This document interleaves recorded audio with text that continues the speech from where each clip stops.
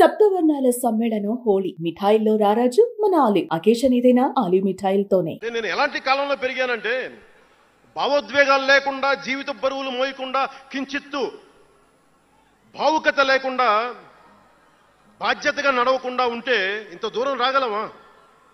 జీవితంలో నిన్న కాగితాళంగా ఎలా జరిగిపోతాయి? అంత ఫ్లూక్ అండి అంటే 21 సీట్లతో 100% వచ్చేస్తామా? 151 సీట్లు ఉన్న ఆ పార్టీని 11 సీట్లకి రానివ్వగలమా?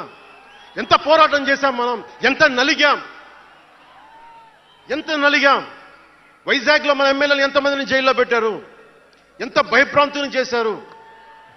బయటికి వస్తే ఆ రోజు నన్ను అందరూ అడిగారు, మీరు వెంటనే ప్రధానమంత్రి గారికి చెప్పండి, ఫోన్ చేయండి, మీకు తెలుసు కదా అంటే నేను ఒకటే అన్నా, ప్రజల్ని కాపాడటానికి వచ్చాను నేను, నన్ను కాపాడమని ఎవరిని నేను అడగను, ప్రధానమంత్రి గారైనా సరే. ఇది నా నేల, నా పోరాటం. ఇది నా మీద చెయ్యి వెయ్యమని చెప్పండి, చెప్తాను నేనేంటో అని చెప్పాను. అంటే నేను ఎవరో వస్తారని నేను ఎప్పుడు చేయను, నేను ఎంత నిలబడగలను అదే నా మెజర్ అంతే.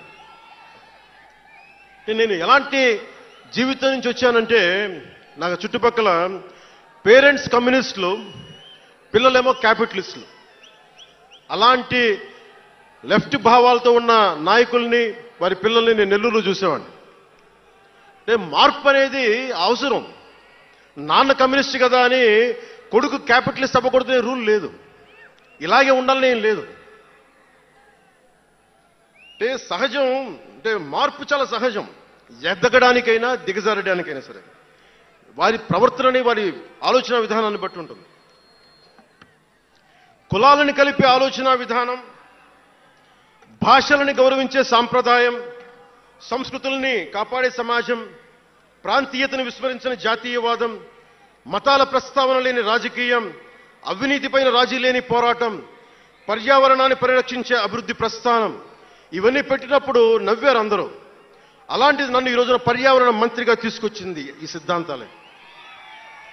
సిద్ధాంతాన్ని ప్రతిపాదించినప్పుడు చాలా పరిశోధించాలి, చరిత్ర చదవాలి, అవగాహన చేసుకోవాలి, జటిలమైన సందేహాలు వాటికి వివరణ ఇవ్వాలి. ఇవన్నీ కూడా ఉండబట్టే ఈ రోజు ఇంత బలంగా నిలబడగలిగాను. నేను ఇంత ఆలోచించి అడుగు ముందుకేస్తాను తప్ప అనాలోచితంగా ఎప్పుడు నేను అడిగాను. ఈ 10 ఏళ్లలో నిలబడ్డాం, బలపడ్డాం, చాలా పడ్డాం కూడా. సమాజ తీరుతెన్నులు ఎలా ఉంటాయి అని ఆలోచించేటప్పుడు నన్ను బూతులు తిట్టినా, ఆ తిట్టిన వాటిని ప్రసార మాధ్యమాల్లో ప్రసరింపజేసి డిబేట్లు పెట్టి వీళ్ళకి నా జీవితం తప్ప ఇంకేమి లేవా, కనిపించవా అనుకునేవాడిని.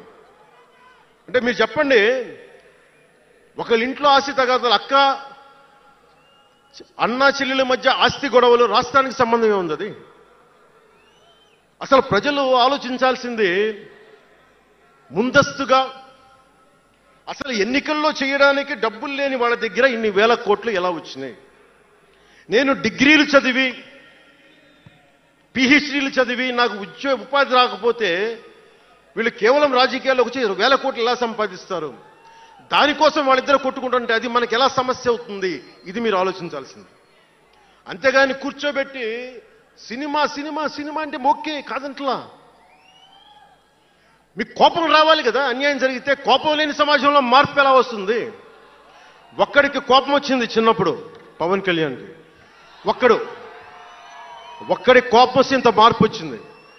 ఇన్ని లక్షల మంది కోపం వస్తే ఏం జరుగుతుంది మీరు ఊహించగలరా? ఆ కోపమే రావాలి అన్యాయం మీద.